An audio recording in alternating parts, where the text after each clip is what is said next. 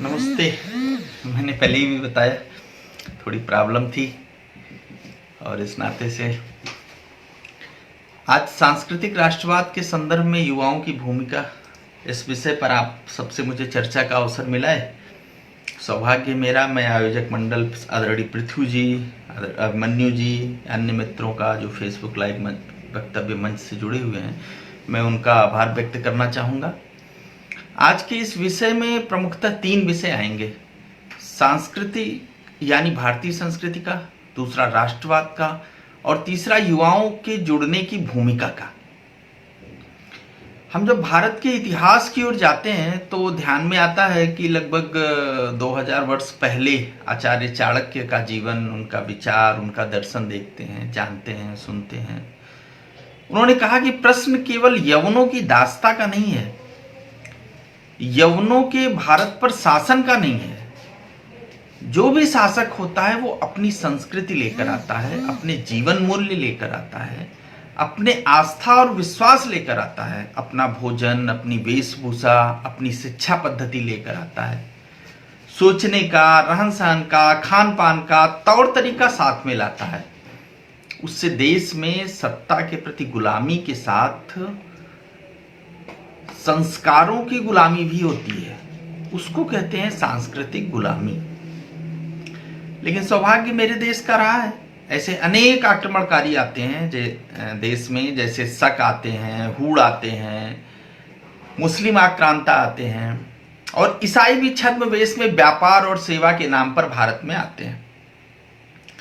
आप सबने मैकाले के बारे में सुना होगा। वो भारत में आता है, पूरे देश को जानता है, समझता है। उसके उपरांत सन 1835 फरवरी के महीने में ब्रिटिश पार्लियामेंट में भाषण कहता है मैंने भारत को गहराई से, लंबाई से 17 साल तक देखा है, जाना है और समझा है। यहां के लोग सच्चे और ईमानदार हैं, अपने सांस्कृतिक और धार्मिक आस्था के नैतिक जीवन मूल्यों से बहुत जुड़े हैं, उन पर आस्था करते हैं, विश्वास करते हैं और उनके लिए मरने मिटने के लिए तैयार हैं। इसलिए इस देश को गुलाम नहीं बनाया जा सकता। इस देश को अगर गुलाम बनाना है तो हमको इनकी जड़ों से काटना पड़ेगा, संस्कृति संस्कारों से काटना पड़ेगा। और जब हम यह करेंगे, इसके लिए हमको उनकी शिक्षा पद्धति में बदलाव की जरूरत है। उनके मन में हीन भावना अपने प्रति, अपने जीवन मूल्यों के प्रति, अपने साहित्य दर्शन के प्रति, अपने महापुरुषों के प्रति, उनका अपना जो भी है, सबके प्रति काटने का काम, नफरत का काम, हीन भावना पैदा करने का काम जब करेंगे, तभी हम भारत को अधिक दिन तक, अधिक काल तक गुलाम बनाए रखेंगे। इसी आधार पर अंग्रेजों ने दूरगामी सोच के आधार पर अपनी शिक्षा की प्लानिंग की। उसी कारण से वो अधिक दिन तक शासन कर सके और शासन के बाद भी अपने जो छोड़े हुए संस्कार हैं, शिक्षा की जो मूल बीज है, छोड़कर चले गए। एक फ्रांसीसी लेखक हैं, फ्रांसवा गोतिये, मेरी भेंट उनसे हुई थी पांडिचेरी में, महर्षि आश्रम पांडिचेरी में, वो महर्षि अरविंद आश्रम पांडिचेरी में वो रहते हैं, जहाँ मेरा भी जाना हुआ। उन्होंने एक पुस्तक लिखी है, आप लोगों को कहीं मिले तो जरूर पढ़िएगा, भारत में आत्महीनता की भावना। उसमें बहुत सारी चीजों से विस्तार से उल्लेख है। अब मैं राष्ट्र पर आता हूं।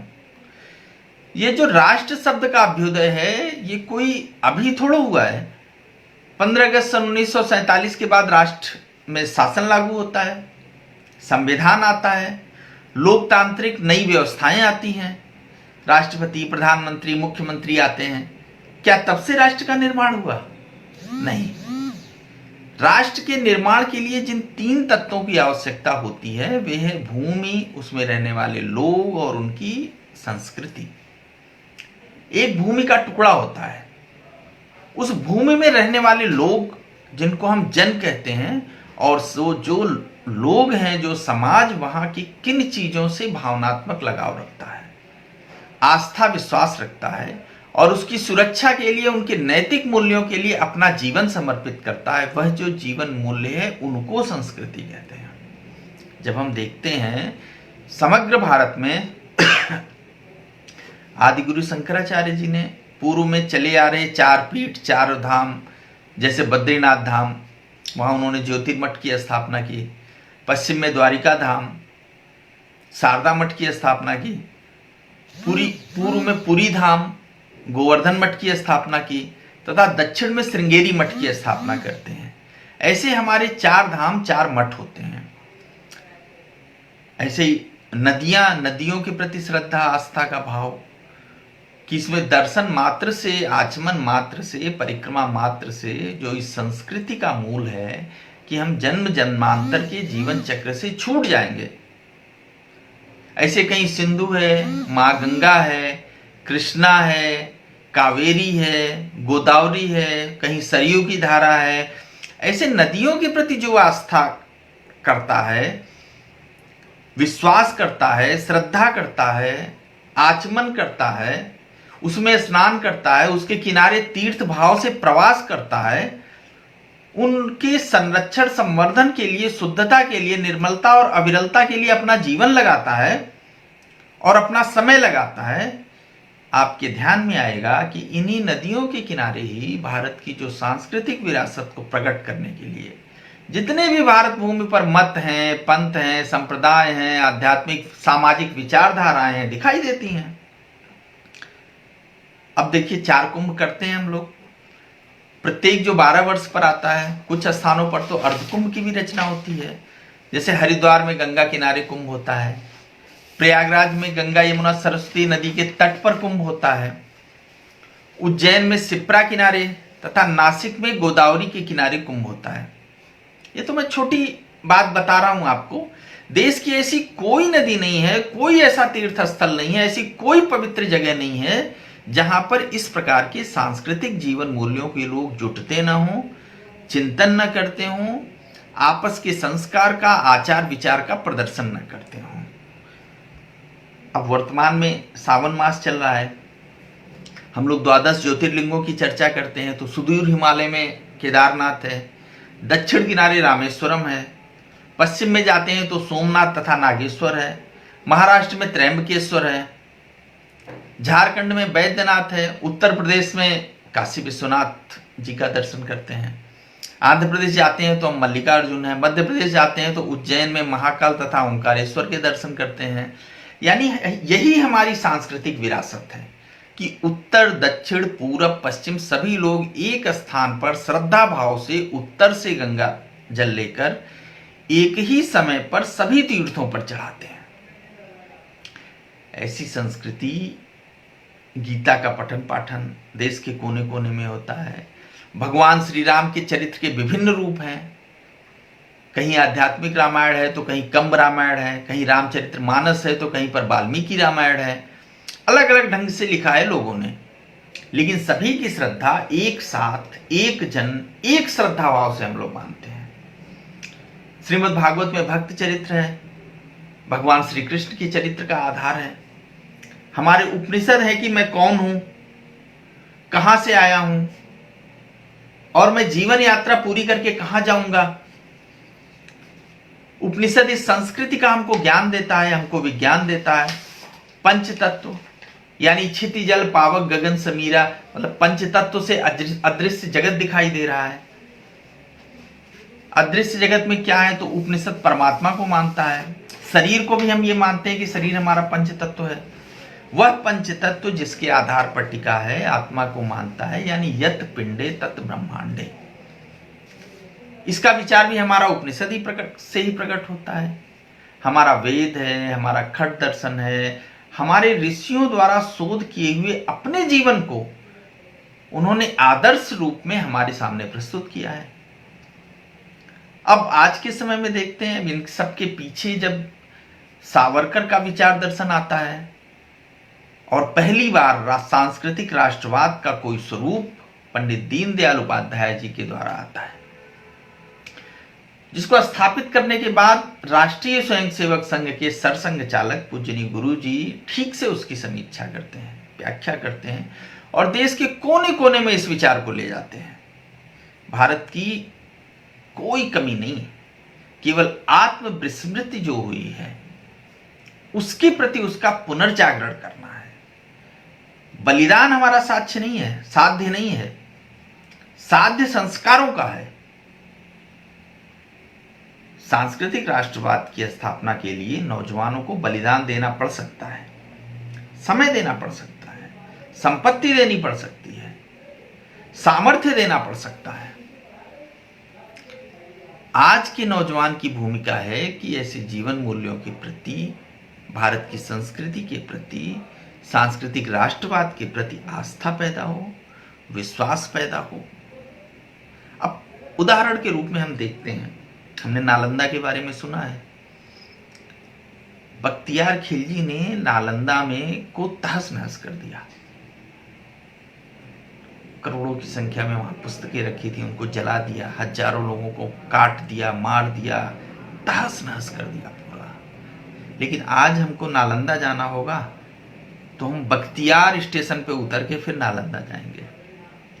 क्यों ढो रहे हैं हम ऐसे लोगों को? इसलिए नौजवान की भूमिका है कि पहले उसकी खुद बैठकर अध्ययन करे, साधना करे, ऐसे साहित्य को पढ़े, जाने, समझे, अनुभव करे और एकांत में बैठकर सोचे कि क्या यह सही है। आज इस राष्ट्र की विचारधारा और भावधारा ही तय करना ठीक है। पहले उसके प्रति पूर्ण समर्पण, आस्था और आत्मविश्वास जागृत हो और अपने दिल में वो आग पैदा कर सके कि हम अपनी जो आत्मविस्मृति है उसको भुलाकर अपने गौरव को आगे रखें। साधारण बात है, बहुत साधारण बात मैं करना चाहूंगा। अंग्रेजी जानना बहुत अच्छी बात है, सीखना चाहिए। हम स्पेनिश भी सीखेंगे, जापानी भी सीखेंगे, रसियन भी सीखेंगे, चाइनीज भी सीखेंगे, जानकारी बढ़ेगी, ज्ञान की पूरे संसार की जानकारी होगी। लेकिन जो हमारी भाषाएं हैं, हिंदी, संस्कृत, तेलुगु, तमिल, बंगला, उड़िया, मराठी, पंजाबी, गुजराती, क्या इनको मैं हीनता की दृष्टि से देखूंगा?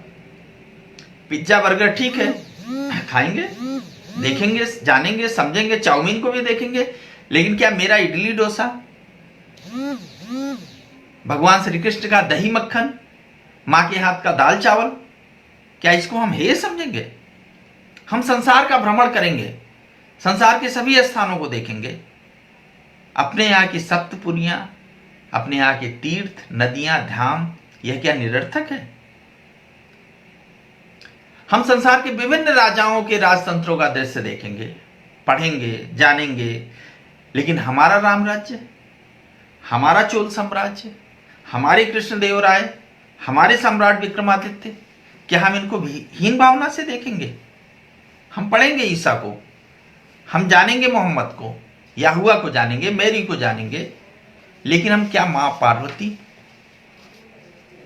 मां सीता, भगवान कृष्ण, राम, शिव, देवताओं में अवतार, देवर्षियों में नारद, इनको क्या हम हीन भावना से देखेंगे? हम कोट पैंट टाई पहनेंगे, ठीक है, उसको भी जानेंगे, लेकिन क्या हम लोग अपने देश के जो भी वेश है, धोती है, कुर्ता पजामा है, विभिन्न प्रकार के वेश हैं हमारे, क्या हम उसको हीन भावना से देखेंगे? हाँ ठीक है, हम कॉफी हाउस में 4 लोगों के बीच बैठेंगे, चर्चा करेंगे, काफी पियेंगे, लेकिन क्या दादी के हाथ का, मां के हाथ का, गाय के शुद्ध को हम हीन भावना से देखेंगे? यह आज के नौजवान का कर्तव्य है। संसार को देखिए, जानिए, खुलकर जिए, लेकिन अपनी सांस्कृतिक विरासत है, जो जीवन मूल्य है, उनके प्रति खुद निष्ठा पैदा करिए, उसको जानिए, उसकी प्रामाणिकता को, उसकी वैज्ञानिकता को, उसकी उपयोगिता को अपने जीवन में, आचरण में उतार करके सिद्ध करिए और अपने विचार में आग्रह पैदा कीजिए, क्योंकि आपके जीवन को देख करके नौजवान प्रभावित होगा। आपके विचार में शक्ति चाहिए, आत्मविश्वास चाहिए कि नहीं ये ठीक है, उचित है। इस भावधारा से नौजवान को जीने का आग्रह होना चाहिए। शुरुआत में मैंने जो चाणक्य के संबंध में बात कही है, चाणक्य कहते हैं कि जब भी कोई सत्ता आएगी वह हमारी शिक्षा पद्धति को परिवर्तन करना चाहती है। हमारे संस्कारों पर हमला करना चाहती है। प्रत्यक्ष अप्रत्यक्ष, कुछ तलवार की धार से, कुछ शिक्षा की धार से। यह देश का पूरा इतिहास रक्त रंजित है। आज के लोकतंत्र में भी ध्यान रखना चाहिए, बहुत ही महत्वपूर्ण है। हमें किसको चुनना है? जो लोग सांस्कृतिक जीवन मूल्यों के प्रति आग्रही लोग हैं, सांस्कृतिक जीवन मूल्यों की रक्षा के लिए, सुरक्षा के लिए, संवर्धन के लिए निष्ठा रखते हैं, या सब नष्ट भ्रष्ट करना चाहते हैं, विदेशी विचारों से आप्लावित हैं, उनके लिए कुछ भी करना चाहते हैं। भारत और भारतीयता के सांस्कृतिक जीवन मूल्यों को जो भय की दृष्टि से देखता है, विश्वास नहीं है, उसको कमेंट करता है, ओछी बात करता है, उसको नष्ट भ्रष्ट करने के लिए बुद्धि और शक्ति लगाता है, विदेशी पैसे से खरीदा हुआ व्यक्ति चंद पैसों के लिए बिक जाता है। ऐसे नौजवान को भी लोकतंत्र के प्रति शिक्षित होना चाहिए, समझदार होना चाहिए। मेरे जीवन के सामने सत्ता पर ऐसा कोई व्यक्ति काबिल नहीं हो सकता जो यहाँ की सांस्कृतिक विरासत के प्रति संवेदनशील न हो, नष्ट भ्रष्ट करने का काम कर रहा हो। यह नौजवान की भूमिका है। आज का युग संचार का युग है, सोशल मीडिया का युग है। तो हम सभी लोग अपने विचार के प्रति आग्रही होकर ध्यान रखें कौन क्या लिख रहा है, ईमानदारी से देखें, एक एक सूत्र को पढ़ें कि किस दृष्टि से हमारे प्रति हमला हो रहा है। हम भी गहराई से चीजों को पढ़ें, देखें, जानें, समझें। भारत के सांस्कृतिक इतिहास को, भूगोल को, हमारी चिंतन धारा को देखें, उसको पढ़कर ठीक, सटीक, समुचित शब्दों में, प्रामाणिक शब्दों में, वैज्ञानिक शब्दों में, ऐतिहासिक संदर्भ में, अनुभव के आधार पर सोशल मीडिया में लिखें, यूट्यूब चैनल बनाएं, फेसबुक, व्हाट्सएप में एक्टिव हों। वास्तव में यह समय चुप रहने का नहीं है, यह समय आग्रह का है। ठीक बात करिए, सटीक बात कीजिए, सभ्य बात करिए, प्रामाणिक बात करिए, साहित्यिक बात करिए। अपने आदर्श महापुरुषों के, महाराणा प्रताप हैं, शिवाजी हैं, ऐसे महापुरुषों के जीवन मूल्यों को आधार बनाकर बात करिए। मैं समझता हूं, मुझे ध्यान आ रहा है, गत 2010 में कुंभ था। मैंने स्वयं दिव्य प्रेम सेवा मिशन के बैनर तले हम लोगों ने सरसंघ चालक परम पूजनीय मोहन भागवत जी का व्याख्यान कराया और उसका संचालन भी मैंने ही किया था। उनको विषय दिया गया था वर्तमान समय में वैश्विक शांति के लिए भारतीय संस्कृति की भूमिका। इस पर उन्होंने कहा था कि इस वैश्विक शांति के संदर्भ में, विश्व के विकास के संदर्भ में, पर्यावरण के संदर्भ में, पर्यावरण के संरक्षण के संदर्भ में भारतीय संस्कृति की ही आवश्यकता है। सांस्कृतिक राष्ट्रवाद किसी पर हमले की बात नहीं करता। सांस्कृतिक राष्ट्रवाद किसी के विचार को नष्ट और भ्रष्ट करने की बात नहीं करता, किसी राष्ट्र पर, राज्य पर कब्जे की बात नहीं करता, किसी को गुलाम बनाने की बात नहीं करता। भारत का सांस्कृतिक राष्ट्रवाद सभी मत, पंथ, संप्रदाय, विचारों का सम्मान रखते हुए और एक शब्द कि जो सम सम चरित्रम शिक्षेरन पृथिव्या सर्वमान्य, यानी संसार के सभी मानव समुदाय किसी भी विचार धर्म के हों, किसी भी विचार पंथ के हों, अपने अपने चरित्र की आदर्श शिक्षा के लिए हमारे सांस्कृतिक राष्ट्रवाद में आमंत्रित हैं। हाँ, समग्र संसार में अगर सुख, शांति, समृद्धि चाहिए, सामंजस्य चाहिए, मैत्रीपूर्ण स्वभाव और संस्कार चाहिए, पर्यावरण संवर्धन का संरक्षण चाहिए, पालन पोषण चाहिए, तो हमको भारत के सांस्कृतिक राष्ट्रवाद को जानना होगा, समझना होगा। उस विचार के आधार पर अपनी जीवन शैली और विचार शैली तय करनी होगी। इसका नेतृत्व आज के नौजवानों को आगे बढ़कर निभाना होगा। इसे संगठन शक्ति के द्वारा, सोशल मीडिया के द्वारा, अपने अध्ययन के द्वारा, अपने व्यक्तिगत और नैतिकतापूर्ण आग्रही जीवन के द्वारा प्रस्तुत करने की जरूरत पड़ेगी और इसके लिए नौजवानों को तैयार रहना पड़ेगा। मैं समझता हूं कि आज के लिए इतना पर्याप्त है। फिर समय मिला तो आगे की चर्चा जरूर करेंगे। जय हिंद, जय भारत, धन्यवाद।